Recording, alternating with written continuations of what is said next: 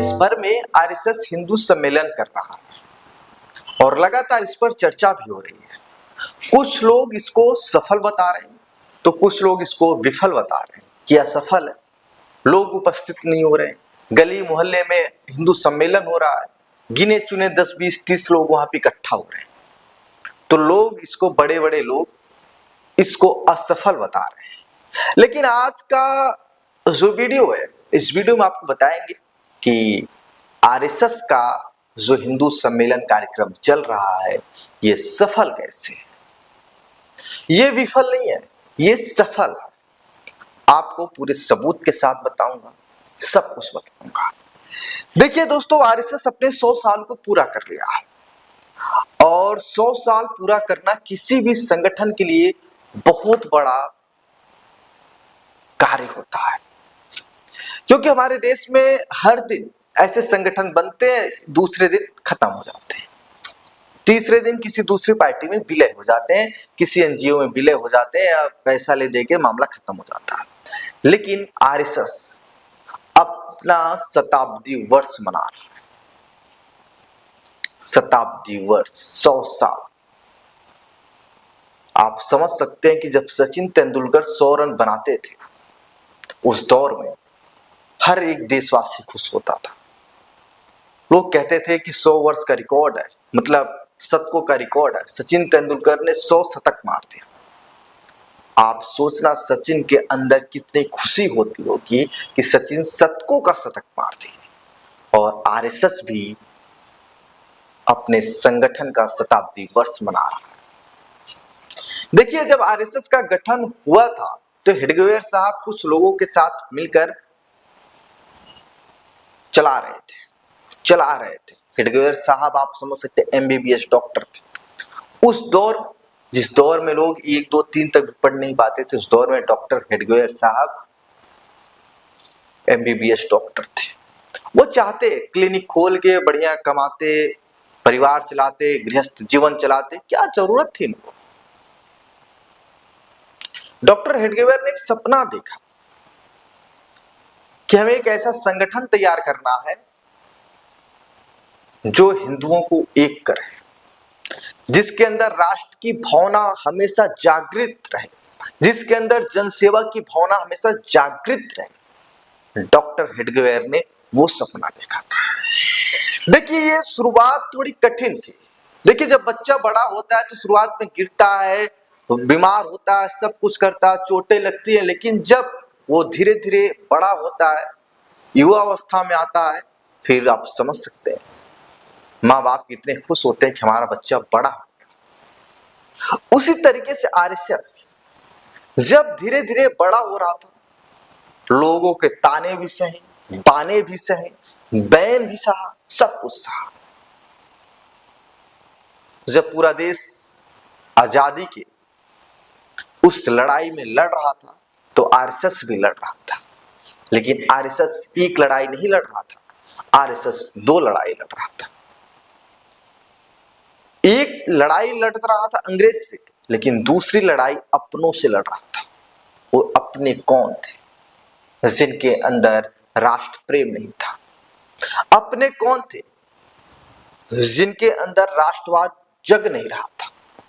RSS उनसे लड़ रहा था और उनके मन में आरएसएस अपनी विचारधारा डाल रहा था, वो राष्ट्रवाद की विचारधारा थी। देखिए, आरएसएस के ऊपर बैन पहली बार कब लगा, आप ये जानिए। देखिए, 1948 में महात्मा गांधी को नाथूराम गोडसे ने गोली मार दी और गोली मारने के बाद पूरा आरोप लगा कि गोडसे आरएसएस का आदमी था, आरएसएस की इसमें हाथ है, इस हत्या में, आरएसएस को बैन करो। आरएसएस बैन हो जाती है, लेकिन फिर जांच होती है, आरएसएस का हाथ नहीं आता, आरएसएस फिर से सक्रिय 1950 से शुरू हो जाता। देखिए साथियों, 1949 से बैन हटा दिया जाता, फिर शुरू हो जाता है। देखिए साथियों, फिर आरएसएस की जो विचारधारा पृष्ठभूमि से निकले डॉक्टर श्यामा प्रसाद मुखर्जी, जो कांग्रेस की सरकार में मंत्री थे। उन्होंने कांग्रेस से इस्तीफा दिया और एक आरएसएस से थे, तो उन्होंने जनसंघ की स्थापना की। और जनसंघ जो वर्तमान में आज भारतीय जनता पार्टी है। आरएसएस की एक शाखा थी जनसंघ, जो आज भारतीय जनता पार्टी है। जनसंघ से, आरएसएस से आपको बता दें वो बड़े बड़े नाम आते हैं जिसके बारे में आप कल्पना करते हैं। डॉक्टर श्यामा प्रसाद मुखर्जी, दीनदयाल उपाध्याय, लाल कृष्ण आडवाणी, श्रद्धेय अटल बिहारी वाजपेयी, मुरली मनोहर जोशी जैसे लोग आरएसएस से ही आते हैं। देखिए, इन सब का नाम क्यों ले रहा हूं? मैं आपको सीधे बता सकता था कि क्या हिंदू सम्मेलन सफल हुआ कि असफल हुआ, मैं आपको सीधे बता सकता था, लेकिन नहीं, आपको ये सब कहानी सुनना बहुत जरूरी है। देखिए, देश में कांग्रेस की सरकार थी और भारत में एक ऐसी शिक्षा नीति लागू थी जो हमें गुलामी पढ़ाती थी। देखिए, मैकाले का शिक्षा नीति जो आई थी 1835 में आ गई थी। 1835 में मैकाले की शिक्षा नीति आई कि भारतीयों को शरीर से तो उन्हें भारतीय रहने दो, लेकिन ब्लड और शरीर से उन्हें भारतीय रहने, लेकिन दिमाग से उन्हें अंग्रेज बनाओ। उनके अंदर नौकर वाली भावना डालो कि तुम्हें पढ़कर नौकरी करना, उनकी जो पढ़ाई है वो नौकरी वाली है, ऐसा उन्हें बना दो। लेकिन आपको बता दें कि जो भारत की पढ़ाई थी वो ये नौकरी पेशा वाली नहीं थी। भारत की जो पढ़ाई थी समाज में कैसे रहे, बड़ों का आदर कैसे करें, देश कैसे चलाएं, समाज कैसे चलाएं, राष्ट्र कैसे चलाएं, ये पढ़ाई थी।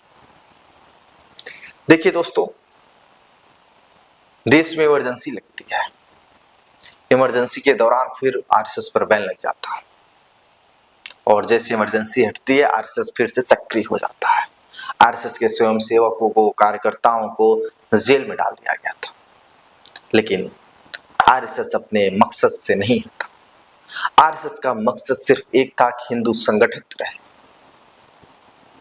फिर एक दौर आता, आरएसएस के स्वयंसेवक आरएसएस के प्रति इतने निष्ठावान थे कि जब जनता पार्टी बनी तो आरएसएस के स्वयंसेवकों से कहा गया, जो जनता पार्टी में शामिल थे, जो जनसंघ की तरफ से थे, उनसे कहा गया कि आपको दोहरी सदस्यता होनी पड़ेगी, या तो आप आरएसएस को छोड़ दो या आप जनता पार्टी को छोड़ दो। तो डॉक्टर मुरली मनोहर जोशी, लाल कृष्ण आडवाणी,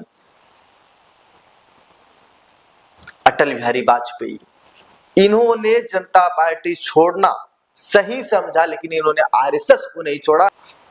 लाल कृष्ण आडवाणी, अटल बिहारी वाजपेयी, मुरली मनोहर जोशी, ये तीन ऐसे धरोहर निकले जिन्होंने भारतीय जनता पार्टी को यहां तक पहुंचा दिया। आपको बता दें कि भारतीय जनता पार्टी अगर आज यहां तक पहुंची है तो उसका सबसे बड़ा हाथ हिंदुओं का है, क्योंकि एक दौर था हमारे देश में हिंदुओं को आतंकी बनाया जाता था कि हिंदू आतंकवाद है, हिंदू ये है, भगवा आतंकवाद है, फलाना आतंकवाद है।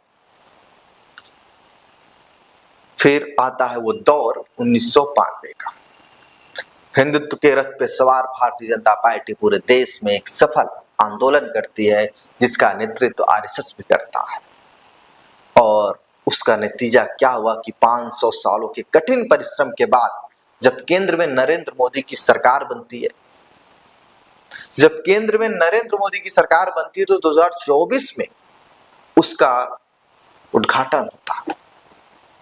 और फिर एक दौर बताते हैं, 2019 का ही दौर था जिसमें धारा 370 को खत्म कर दिया गया, क्योंकि जब जनसंघ बनी थी और जिन्होंने जनसंघ को बनाया था डॉक्टर श्यामा प्रसाद मुखर्जी, उन्होंने कहा था कि एक देश में एक विधान चलेगा, एक देश दो विधान, दो झंडे नहीं चलेंगे।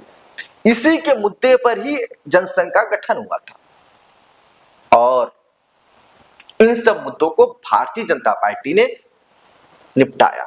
मतलब जो उनके पूर्वजों ने देखा था वो जाकर 2019 में इन्होंने कंप्लीट किया।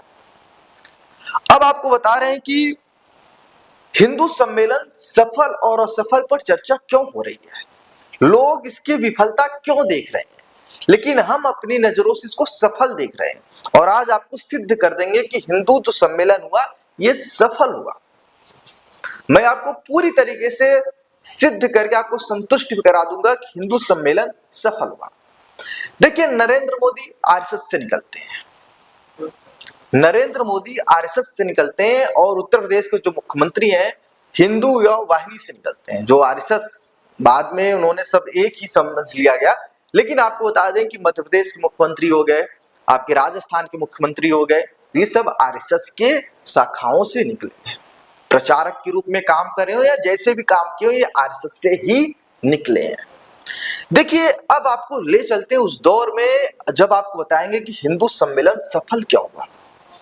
दोस्तों, एक दौर था हमारे देश में कि आरएसएस की शाखाओं में लोग नहीं जाते थे।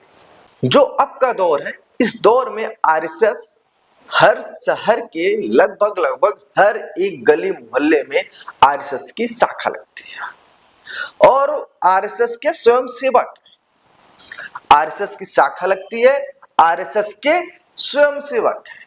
वो दौर आप देखिए जहां पर गली मोहल्ले में, गांव शहर में आपको बहुत कम आरएसएस के लोग मिलते थे, लेकिन आज आपको लगभग अगर एक गांव में आप जा रहे हैं तो आप पूछेंगे कि हाँ आरएसएस वाला कौन है, तो लोग कह देंगे हाँ फलाने का लड़का आरएसएस में जाता है, फलाने का लड़का शाखा में जाता है, फलाने का लड़का आरएसएस में। लेकिन वो दौर था जहां पर एक भी लड़का आरएसएस में नहीं जाता था, जहां एक भी गली में आरएसएस की शाखा नहीं लगती थी। लेकिन आज का दौर क्या है, हर गली मोहल्ले में आपको आरएसएस के स्वयंसेवक मिल जाएंगे। अब लोग ये कह रहे हैं कि आरएसएस का जो हिंदू सम्मेलन है हर गली मोहल्ले में हो रहा है, दिल्ली हो गया, नोएडा हो गया, गुरुग्राम हो गया, फरीदाबाद हो गया, मुंबई हो गया, मतलब देश का कोना कोना हो गया। लोग कह रहे हैं कि आरएसएस के हिंदू सम्मेलन में गिने चुने 15-20 पहुंच रहे हैं। अब उसका भी आपको एक उदाहरण देता हूं, एग्जाम्पल देता हूं। देखिए दोस्तों, आरएसएस का हिंदू सम्मेलन जो है, इसका मकसद ये नहीं है कि हर एक सम्मेलन में हजारों लोगों को इकट्ठा करना ही करना है। कहां से हो जाएंगे इकट्ठा? एक गली मोहल्ले में सपोज करिए 50 घर, 50 घर में अगर 40 लोग भी वहां पे इकट्ठा हो रहे हैं हिंदू सम्मेलन में, तो आप बताइए क्या वो हिंदू सम्मेलन सफल है कि असफल? आप कहेंगे ना 50 में अगर 40 पहुंच रहे हैं, 50 में अगर 30 पहुंच रहे हैं तो सम्मेलन सफल है। आप यही कहेंगे ना, सफल है। जिस गली मोहल्ले से लोग नहीं निकलते थे उस गली मोहल्ले में आज आरएसएस का हिंदू सम्मेलन हो रहा है। जिस शहर में आरएसएस के स्वयंसेवक ढूंढते नहीं मिलते थे उस शहर की गली गली, मोहल्ले मोहल्ले, चौक चौक पर आरएसएस का पथ संचलन होता है, वहां पर आरएसएस का हिंदू सम्मेलन हो रहा है। तो आप किस नजरिए से कह सकते हैं कि आरएसएस का हिंदू सम्मेलन असफल है? किस नजरिए से आप कह सकते हैं कि आरएसएस का हिंदू सम्मेलन सफल है? मैं पिछले 1 महीने से देख रहा हूं कि बहुत सारे लोग कह रहे हैं कि आरएसएस का हिंदू सम्मेलन असफल है, विफल है, लोग इकट्ठा नहीं हो रहे हैं। जब हर गली में आरएसएस का हिंदू सम्मेलन हो रहा है, हर गली में हो रहा है और हर गली में 30-40 लोग इकट्ठा हो रहे हैं, तो आप कैसे कह सकते हो कि आरएसएस का हिंदू सम्मेलन असफल है?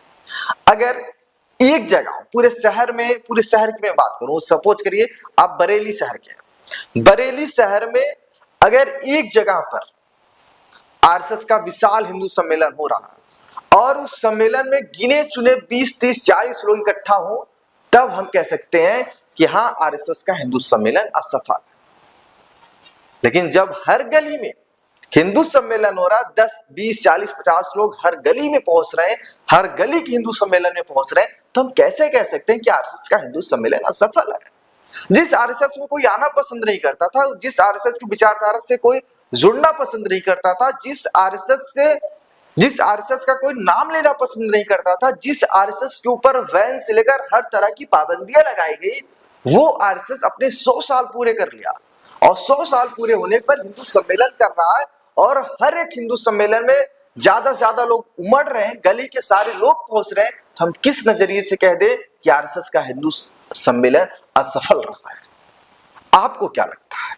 आपको विचार कैसे लगे, पूरा एनालिसिस कैसे लगा, आप हमें कमेंट बॉक्स में जरूर बताइए। दोस्तों आप बने रहिए हिमांशु जर्नलिस्ट के साथ। नमस्कार।